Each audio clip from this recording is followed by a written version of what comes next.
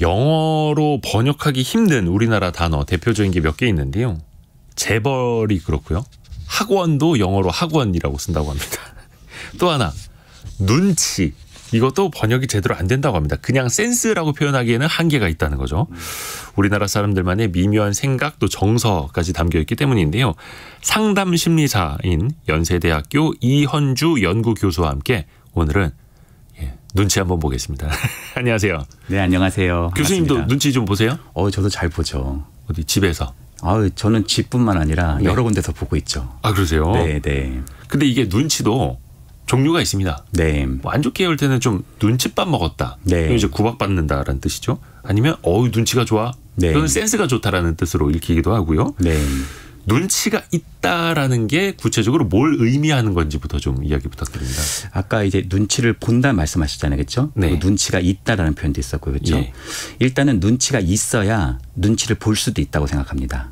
눈치가 있어야 눈치를 본다. 무슨 말이냐면 눈치라는 게 뭐냐면 두 가지예요. 네네. 첫 번째는 주변 상황이나 네. 환경에 대해서 내가 그러한 상태가 어떤지를 형세를 분명하게 읽을 수 있는 능력. 소위 환경을 딱 읽는 능력이에요. 분위기 네네. 같은 거를 딱 네네. 파악하는 거죠. 예. 그리고 두 번째는 사람 있잖아요. 네.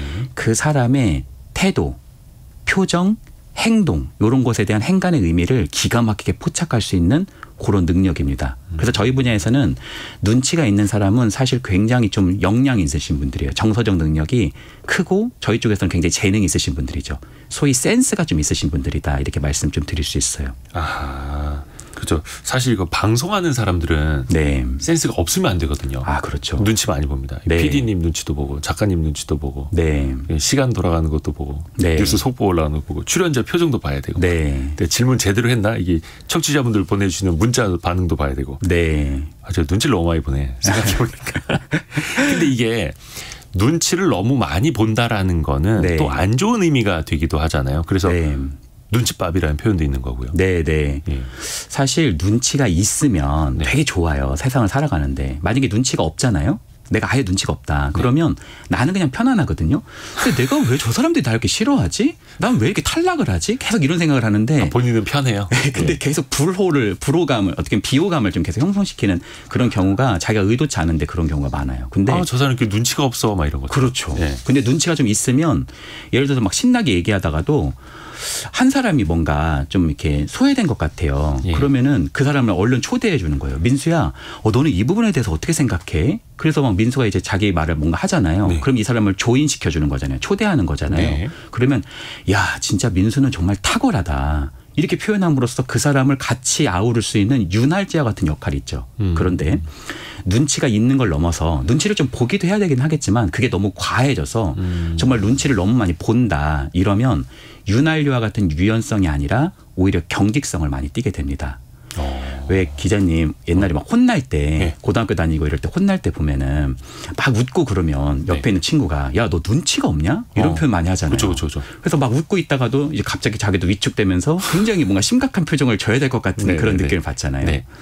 사실 눈치가 있다는 것은 센스가 있다는 거예요. 자기가. 네, 네. 그런 걸 다 포착할 수 있는 능력이 있는 건데 그게 초기 환경에서 굉장히 혼나거나 비난을 받거나 자기에 대한 주장을 충분히 수용받지 못하면 눈치가 있는 것이 오히려 눈치를 보는 것으로 변모하게 됩니다. 그러니까 주눅 든다는 거죠. 그렇죠. 주눅 드는 거예요. 그러니까 마치 이 환경 자체나 사람 자체를 굉장히 안전하게 보지 못하고 굉장히 이것에 대해서 내가 불안한 그런 느낌을 많이 갖게 되니까 위축되고요. 자기 주장도 많이 못하고요.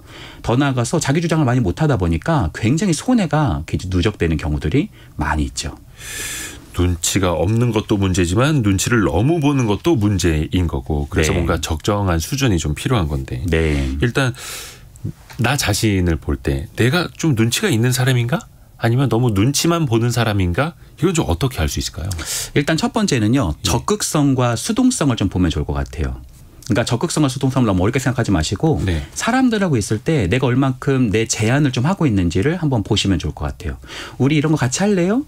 우리 이런 일 한번 같이 해볼래요? 이런 걸 편안하게 좀 제안할 수 있는 분들은 굉장히 눈치가 있으신 분들이에요. 아, 내가 먼저 제안을 좀 한다면. 네, 그게 네. 강압적인 게 아니라 이게 지금 이 사람한테도 괜찮을 것 같아서 내가 막 제안을 하고 있는 거란 말이에요. 상호 협력적으로. 네. 근데 눈치를 굉장히 보는 사람들은 그런 제안을 거의 못 해요. 그냥 그 사람이 무슨 제안을 해야만 그걸 따라가는 경향들이 많이 있습니다. 두 번째는 수평적 관계와 수직적 관계예요. 네. 눈치가 있는 사람들은 이 사람과 내가 상호 협력을 맺을 수 있는 친구라고 보통 생각을 하기 때문에 네. 친밀감을 가지고 있기 때문에 되게 수평적 관계를 잘 맺습니다.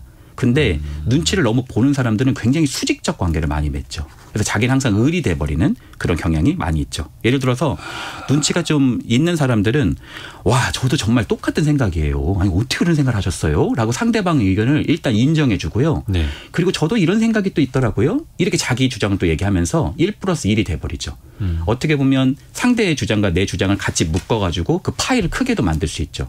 그러나 눈치를 굉장히 보는 사람들은 자기 주장은 하면 안 된다고 생각을 하기 때문에 저렇게 얘기하면 저도 똑같은 생각입니다. 이렇게 하면서 철저하게 그 사람에게 맞추는 그런 수직적 관계를 많이 형성시킬 수 있습니다. 세 번째는 종속되네. 네, 세 번째는 연합성과 의존성인데요. 네. 눈치를 굉장히 내가 좀 눈치가 있다라고 한다면 상호 협력적이어서 우리가 혼자 노를 젓는 게 아니다. 네네. 같이 배를 끌고 갈 수 있다라는 협력적 방향이 있다. 연합성을 가지고 있다라고 본다면 눈치를 굉장히 보는 사람들은 내 인생의 키를 상대방에게 이렇게 줘버리는 그래서 내가 사라져 있는 그런 의존적 경향이 나타날 수 있다. 정리해 보면 적극성과 수동성 그리고 수평적 관계와 수직적 관계 더 나아가서 연합성과 의존성 이 세 가지 지점을 한번 살펴보면 좋을 것 같습니다.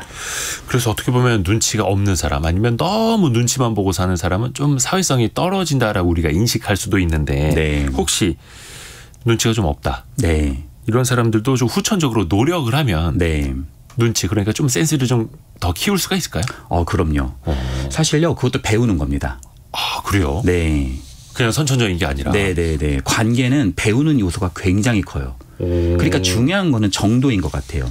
눈치가 너무 없는 것도 문제고요. 네네. 눈치를 너무 많이 보는 것도 문제인 것 같습니다. 그쵸. 중요한 건 눈치가 적절하게 있는 게 굉장히 중요하다고 저는 생각합니다. 근데 그게 어렵죠. 네, 쉽지 네. 않죠. 근데 그거는 배우는 게 가능하다. 또 네. 눈치 있는 사람들하고 어울리는 것도 하나의 방법이 될 테고요. 그것도 하나의 방법이 될 거고요. 만약에 내가 눈치를 너무 많이 보고 있다. 이거는 내가 상대나 환경에 대해서 굉장히 내가 지금 안전하지 못하다는 느낌을 많이 받고 있는 거란 말이에요. 아. 상대가 나를 싫어할지도 몰라. 상대가 나를 거절할지도 몰라. 이 공동체는 내가 있을 곳이 아닌 것 같아. 이런 뭔가 굉장히 나는 위축된 마음이 숨어 있는 거거든요. 예. 그래서 중요한 부분은 눈치를 너무 많이 보고 있다. 이거는 지금 내가 현존하고 있는 장을 잘 살펴보고 사람을 보면서 여기가 혼나고 있는 분위기가 아니구나 라는 걸 먼저 인식하는 게 중요해요. 사실 생각보다 혼나는 분위기는 별로 크지 않잖아요. 네네네. 뭐 정말 무슨 나쁜 사람들만 모여있는 경우는 정말 흔치 않은 경우잖아요. 네네네. 그런 안전한 공간에서 자기의 주장을 조금씩 해보는 게 되게 좋습니다. 약간씩. 약간씩 큰 걸 얘기해보는 게 아니라. 아주 작은 것부터 좀 시도를 해보라는 이야기네요. 그렇죠. 예를 들어서 조금씩. 커피를 시킨다 하더라도 네. 자기가 아이스 아메리카노가 먹고 싶은데 다 라떼를 시켜요. 그랬을 때 저는 아이스 아메리카노 먹어도 될까요? 이것도 주장 못하는 경우가 많거든요. 눈치 너무 많이 보시는 분들은.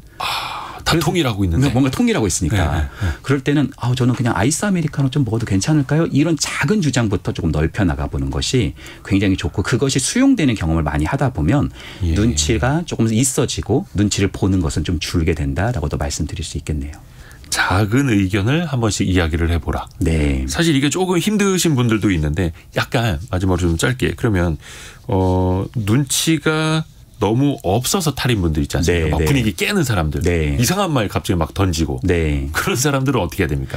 본인이 인지 못할 수도 있는데. 아주 가까운 사람에게 예. 자기가 누구한테 혹시 상처를 주고 있는 거가 있는지 예. 자기가 분위기 파악을 못하는 게 있는지를 계속 컨설팅을 한번 해보시는 것도 좋아요. 물어봐야 돼요. 물어봐야 주변에. 돼요. 예. 몰라서 그러는 거거든요. 그게. 근데 눈치 없는 사람이 그거를 물어볼 수 있을까요? 먼저? 그러니까 그 연습을 해봐야 돼요.